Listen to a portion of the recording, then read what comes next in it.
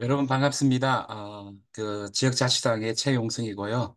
오늘은 그 월급과 정치 경제적 지위 그리고 직접 민주주의라는 주제로 좀 말씀드리도록 하겠습니다.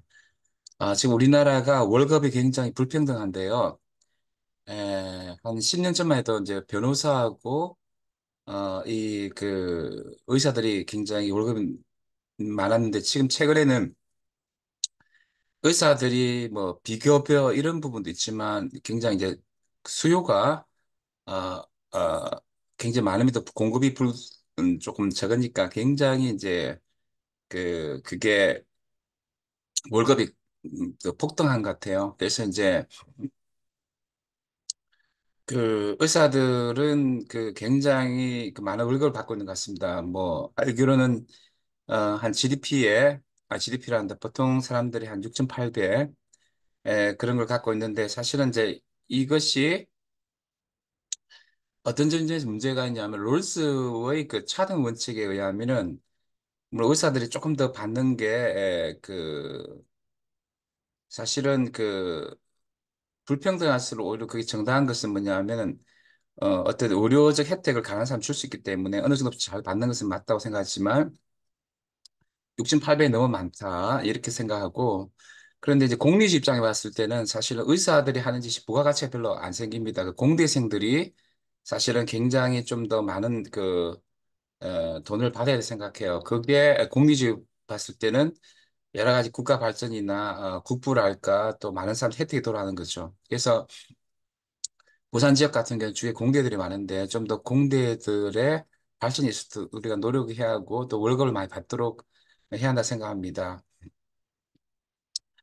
그런데 사실은 이제 이게 이제 경제적 차원뿐만 아니고 정치적 차원에서 봤을 때 이게 이제 의대나 이렇게 변호사들이 너무나 돈을 많이 뭐 검사들 돈을 많이 받고 이런 것들은 굉장히 민주주의 발전에 도움이 안 됩니다. 그러니까 그러니까 그 의사들이 약간 6,800 정도 돈을 벌린다는 것은 다시 이 경제적 이 영향력뿐만 아니라 정치 영향을 말하는 거거든요. 그래서 사실 우리나라가 지금 대의민주주의인데 그 대의민주주의 속에서 어떤 문제가 있냐면은 지금 이제 그 흔히 가두제화나 대의민주주의 부르주아지화 되는데 국회의원 대부분 다 이제 뭐 의사나 검사, 최근에 검사공화국이니까 검찰들이 많이 들어요. 검찰공화국, 그 다음에 이제 변호사 이런 사람들이 다 이제 국회의원 된단 말이죠. 이제 우리 교사라든지 청년이나 이런 어떤 타자들은 사실은 그 국회의원이 안 된다 이거야.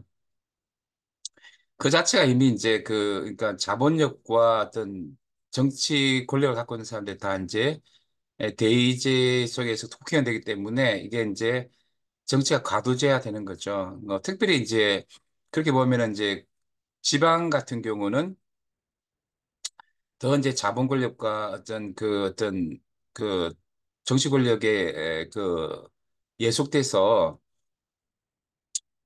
굉장히 이제 우리가 정치 주체로 못 쓰는 대부분 사람들이 그렇게 사는 거죠.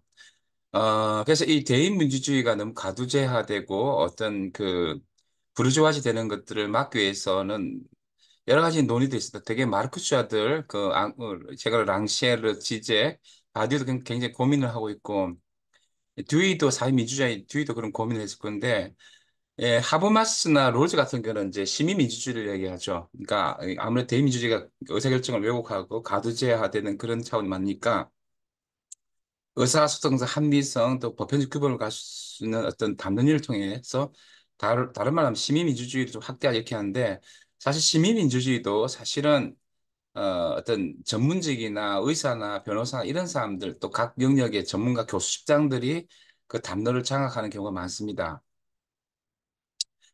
그래서 미셸 푸코식으로 얘기하면은 결국 이제 돈 있는 사람, 힘 있는 사람들이 국회의원도 차지하고 담론을 장악하고 시민민주주의도 사실 그렇게 될 가능성이 있다는 거죠. 그러면 대안은 무엇이냐? 제가 볼 때는 직접민주주의다. 그러니까 지역에서 우리 삶의 터와 저작거리에서 우리의 또 그 지방 분권, 지방자치, 것들을 실행할 수 있는 우리 시민들이 정치 주체가 돼서 사실은 이제 그 가능한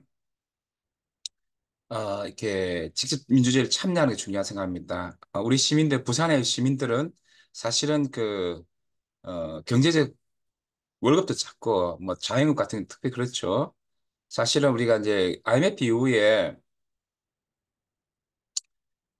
대기업에 가려는 이런 것들도 사실은 이제 구조조정 때문에 위험해지니까, 자영업으로 막 몰린 사람도 많고, 특히 지역에 있는 사람들은 뭐, 지금 뭐, 자영업자, 이런 경우가 참 많죠. 그래서, 사실은 우리 또 정치적 역량까지도 원래는 있지만 어떤 그런 영향이 적어지는 거죠. 그래서, 이런 것들을 타개하기 위해서는 제가 봤을 때는, 어, 굉장히 어떻게 보면 지역에 사는 사람들이 사회 약자고 정치 지위가 낮다고 하시는데, 대안은 우리가 대의민주주의를 너무 신뢰하기보다도 직접 민주주의에 우리가 참여하면서 해서 정치 주체되는 게 중요하다고 생각하고, 물론 이런 과정 속에서 우리가 대의민주주의나, 그 다음에 시민민주도 하이브리드 할 필요가 있는데, 혼종할 필요가 있다는 거죠. 그러나 직접 민주주의가 빠진 상태에서 우리 대의민주주의와 시민민주주의를 추구한다는 것은 사실은 정치 주체로서의 우리 시민들의 목소리가 왜곡되고 또 미셸 포커시가 하면 어떤 담론 속에서 침묵이 될 가능성이 있고 프레리 같은 어떤 교육학자가 얘기한 것은처럼 이제 우리가 이제 은행 저축 교육에서도 막 학교에서 많이 배웠지만 사회 약자들의 목소리가 잠길 가능성이 크다 생각합니다. 그래서 우리가 정말 이 지역에서 정치 교육과 함께 정치 주체되어서 직접 민주 참여해서 우리가 이 모든 어려움들을 이기고 좀 더 도래할 민주주의, 몰트만이 말하는 그 도래할 민주주의 또는 약간 맥락이 비슷하지만 좀 다른 데리다가 말하는 도래할 민주주의를 계속 우리가 향해서 좀 더 정의로운 민주주의, 정치제도 정의로운 국가를 위해서 우리가 나아가야 되지 않을까 생각합니다. 네, 감사합니다. 지금까지 지방자치당의 최영성이었습니다. 감사합니다.